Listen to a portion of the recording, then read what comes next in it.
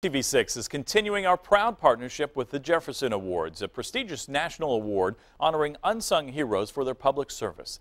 This month's recipient is honoring the spirit and sacrifice of World War II vets with a flight to see a lasting tribute. A hero's welcome home at Stout Field in Indianapolis for these World War II veterans. I'm surprised about this. My whole family's over here. They just returned from the trip of a lifetime. Tell me about your experience in Washington. It was fantastic. Get to see all the monuments. They saw a symbolic space dedicated to their service to their country, the National World War II Memorial in Washington, D.C. And Grant Thompson made the sentimental journey happen. It's a small way of honoring that generation, saying thank you to the men and women that saved the world, literally.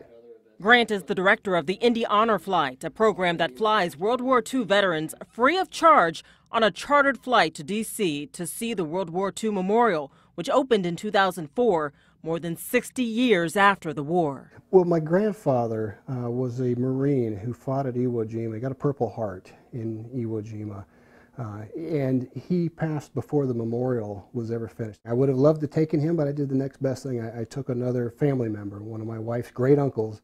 Seeing the memorial had such a powerful impact on Grant, he wanted to give as many World War II vets as possible the chance to view it.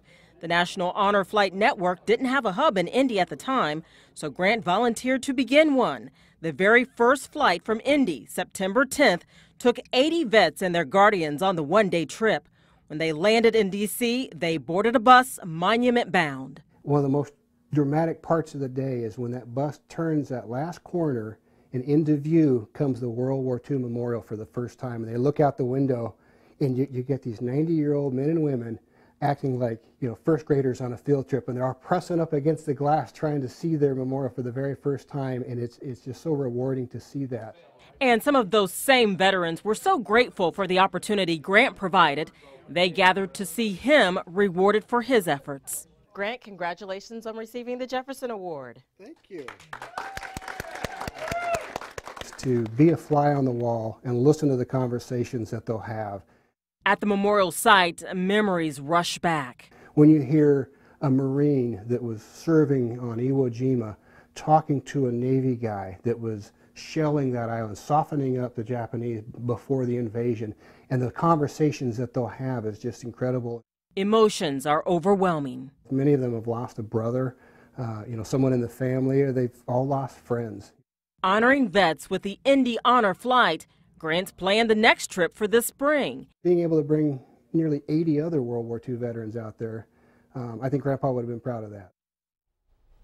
It's a great cause, and here's how you can nominate someone. Log on to our special Jefferson Awards section on the homepage of theindychannel.com. There you can fill out a nomination form and learn more about the Jefferson Awards. A special committee of community leaders in Central Indiana will review the nominees and select one winner each month. And each summer, one of those award recipients is selected to represent Central Indiana and be honored as part of the national ceremonies in Washington, D.C.